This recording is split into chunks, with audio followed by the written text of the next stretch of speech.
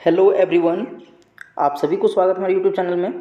आज हम आप लोगों को जेएसएससी लैब असिस्टेंट का कटअप बताने वाले हैं और वो भी आप लोगों को मोस्ट एक्सपेक्टेड कटअप बताने वाले हैं। ठीक है, तो इसमें एक सर्वे किया गया था, उसके बेसिस पे बताएंगे आप लोगों को कि इसमें आपका सेफ स्कोर कितना रहेगा और टोटल फॉर्म फिलअप इसमें टोटल कितना हुआ है, अटेंडेंस कितना रहा है, इसमें नॉर्मलाइजेशन जो कि शिफ्ट में कितना हो सकता है, ठीक है, अटेंडेंस आपका कितना रहा था एग्ज़ाम में।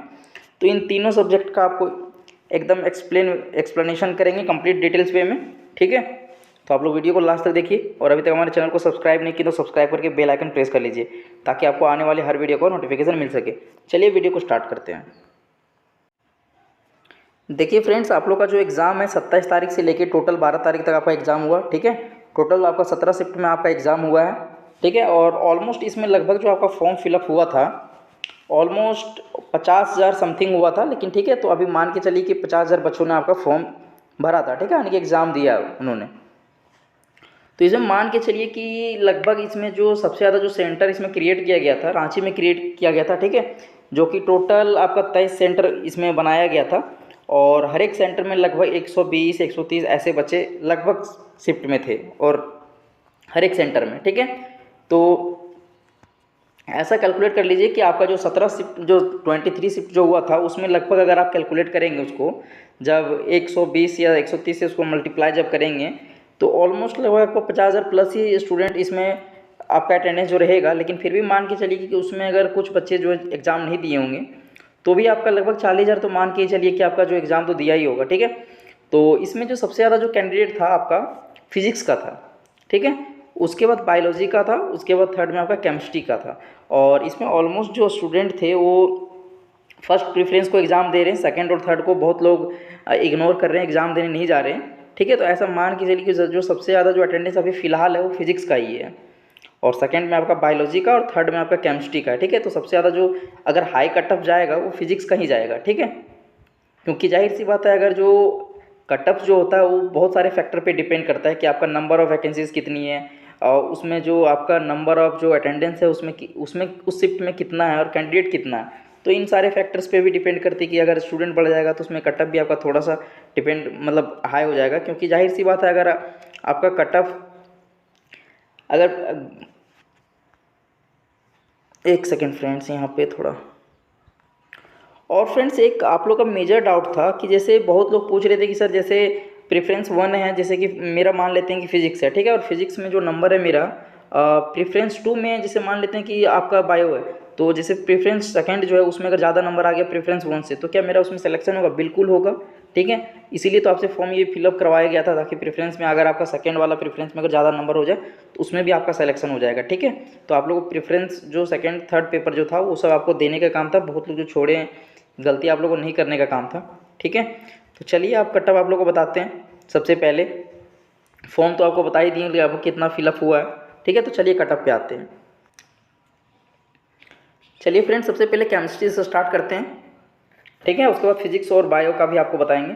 तो देखिए आपका जो पेपर 1 था वो क्वालिफाइंग इन नेचर में था। ठीक है, उसमें मात्र आप लोगों को 33% मार्क्स लाना था, उसमें क्वालिफाई करना था। जो मेन पेपर था आपका पेपर 2 था जिसमें कि 150 क्वेश्चन था आपका और 300 मार्क्स का आपका था। ईच क्वेश्चन 2 मार्क्स का था आपका। ठीक है, तो ऐसा मान के चलिए कि जो आपका पेपर जो हुआ था केमिस्ट्री का वो बहुत ही मतलब इजी टू मॉडरेट बोल सकते हैं पेपर आपका आया था, टफ नहीं आया था। क्योंकि इसमें न्यूमेरिकल्स दो जो था मतलब केमिस्ट्री में बहुत ना के बराबर पूछा गया था। एक दो न्यूमेरिकल्स था तो उसको इग्नोर करके ही चलिए क्योंकि उतना ज़्यादा मायने नहीं रखता एक दो न्यूमेरिकल्स। ठीक है, 150 क्वेश्चन में। तो ऐसा समझिए कि जो कट ऑफ जो है थोड़ा सा मान के चलिए कि थोड़ा हायर शिफ्ट की साइड ये शिफ्ट होगा। क्योंकि जाहिर सी बात है अगर पेपर इजी आएगा और नंबर ऑफ़ कैंडिडेट्स अगर ज़्यादा है तो कट ऑफ थोड़ा सा तो हाई ही जाएगा। लेकिन जो जो भी स्टूडेंट्स पेपर एग्ज़ाम दे के आ रहे थे वो लोग बोल रहे थे कि एवरेज अटेम्प्ट वहाँ पे पता किए तो पता चला कि सब लोग लगभग 125 प्लस ही वहाँ पे एवरेज अटेम्प्ट लेके आ रहे थे। लेकिन बहुत ज़्यादा फ़र्क नहीं पड़ता है क्योंकि अटेम्प्ट से कुछ नहीं होता। आपका एक्यूरेसी अगर मेंटेन किए हुए हैं तभी आपका फ़र्क पड़ेगा। ठीक है, तो ऐसा मान के चलिए कि जो यूआर का जो आपका सेफ स्कोर जो रहने वाला है वो 130 से लेके लगभग अगर 133 के बीच में है। ठीक है, तो आप समझिए आप सेफ स्कोर के अंदर ये नंबर ऑफ क्वेश्चन है फ्रेंड। ठीक है, अगर इतना अगर आपका आ रहा है तो मान के चलिए आप सेफ स्कोर के अंदर हैं। ठीक है, और ओबीसी का अगर बात करें यहाँ पे तो जिनका 125 से लेके 130 के बीच में अगर नंबर आ रहा है, आप समझिए आप सेफ स्कोर के अंदर हैं। और यहाँ पे अगर ईडब्ल्यूएस का बात करें फ्रेंड्स, ठीक है, तो जिनका 125 से लेके अगर 127 के बीच में अगर नंबर बन रहा है, ठीक है, तो आप भी समझिए आप सेफ स्कोर के अंदर हैं। अगर एससी का यहाँ पे बात करें फ्रेंड्स, तो जिनका 120 से लेके अगर 125 के बीच में अगर नंबर आ रहा है तो आप समझिए सेफ स्कोर के अंदर हैं। और एसटी का अगर बात करें तो 110 से लेके अगर 120 के बीच में आपका नंबर अगर बन रहा है, ठीक है, तो आप समझिए आप सेफ स्कोर के अंदर, क्योंकि एसटी का थोड़ा सा कट ऑफ डाउन जाता है सब कैटेगरी के से, मतलब, ठीक है। तो ये आपका रहा केमिस्ट्री का। अब चलिए यहाँ पे बात करते हैं फिजिक्स के लिए, ठीक है। तो देखिए फिजिक्स का जो आपका नंबर ऑफ स्टूडेंट था सबसे ज़्यादा रहा है अभी तक का, ठीक है, क्योंकि नंबर ऑफ कैंडिडेट जो सबसे ज़्यादा फिजिक्स में ही था और अटेंडेंस भी इसी का सबसे ज़्यादा रहा है, ठीक है।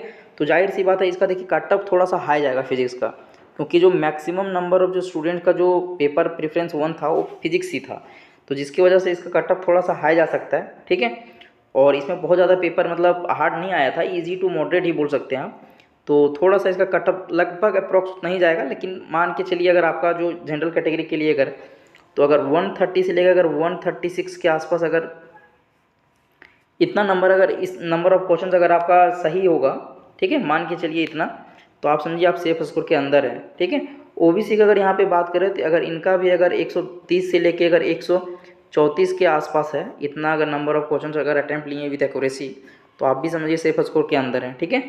और ईडब्ल्यूएस का बात करें फ्रेंड्स यहाँ पे, तो अगर मान लेते हैं अगर आपका 130 से लेके 133 के आसपास अगर नंबर आपका है, तो आप भी समझिए सेफ स्कोर के अंदर। देखिए ये जो यूआर, ओबीसी और ईडब्ल्यूएस है, ये तीनों का कटअप जो है ना बहुत ज़्यादा गैप नहीं रहता। अभी के टाइम में आप देखेंगे अगर वनडे कॉम्पिटिटिव एग्जामिनेशन में, तो ऑलमोस्ट तीनों का जो कटअप है ऑलमोस्ट पॉइंट नंबर का डिफरेंस होता है, 1-2 नंबर का मतलब प्लस माइनस होता है, ठीक है। तो बहुत ज़्यादा गैप नहीं रहेगा आप लोग का इसमें, आप देख लीजिएगा। बहुत बार ऐसा भी होता है कि अगर ओबीसी में अगर नंबर ऑफ कैंडिडेट्स अगर ज़्यादा हाई हो गए तो जनरल से भी ज़्यादा ओबीसी का कट ऑफ चला जाता है। आप देखेंगे ये जेपीएससी में इस बार कितना इस तरह का सिचुएशन कितना बार हुआ है सो, क्योंकि ओबीसी में जो कैंडिडेट्स ही बढ़ जाता था तो क्या होगा, यूआर का जो कट ऑफ है ओबीसी का मतलब यूआर से ज़्यादा हाई चला जाता था ओबीसी का। तो ऐसा मान के चलिए कि लगभग ऑलमोस्ट सेम ही जाता तीनों का, ठीक है। अगर यहाँ पे एससी का बात करें तो जिनका 127 से लेके अगर 132 के बीच में नंबर बन रहा है, तो आप समझिए सेफ स्कोर के अंदर है, ठीक है। एसटी का यहाँ पे अगर बात करें तो 125 से लेकर अगर 130 के बीच में अगर नंबर आपका बन रहा है, तो आप भी समझिए आप सेफ स्कोर के अंदर है, ठीक है। अब चलिए यहाँ पे बात करते हैं बायोलॉजी का। तो देखिए फ्रेंड जो नंबर ऑफ कैंडिडेट्स जो थे सबसे ज़्यादा थे फिजिक्स में, उसके बाद थे बायोलॉजी में, ठीक है। तो अगर सेकंड नंबर में अगर सेकंड हाईएस्ट कटअप अगर बोल सकते हैं तो बायोलॉजी का ही जाएगा। सबसे कम देखिए केमिस्ट्री का जाएगा, क्योंकि केमिस्ट्री के थोड़ा सा सीट भी देखिए तीनों का इक्वल है, और नंबर ऑफ कैंडिडेट जो केमिस्ट्री में कम है, और उतना ही सीट में सोचिए कि अगर केमिस्ट्री वाला फाइट करेगा और उतना ही सीट में आप समझ लीजिए कि नंबर ऑफ कैंडिडेट ज़्यादा होने से फिर उतना ही सीट पे फिजिक्स वाले भी फाइट करेंगे, तो जिसका कैंडिडेट ज़्यादा रहेगा उसका कटअप थोड़ा सा हाई जाएगा।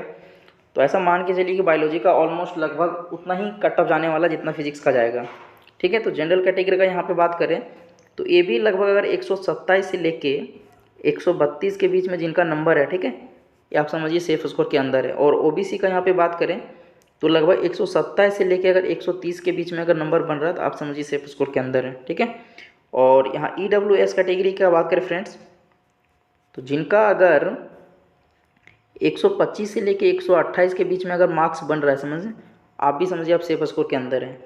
और एससी कैटेगरी का यहाँ पे बात करें तो 120 से लेके 125 के बीच में अगर हैं, ठीक है, तो आप भी समझिए सेफ स्कोर के अंदर हैं। और एसटी का अगर बात करें तो 117 से लेके अगर 122 के बीच में, तो आप समझिए आप सेफ स्कोर के अंदर हैं, ठीक है। तो इस वीडियो में इतना ही, चलिए तब तक के लिए मिलते हैं नेक्स्ट वीडियो में।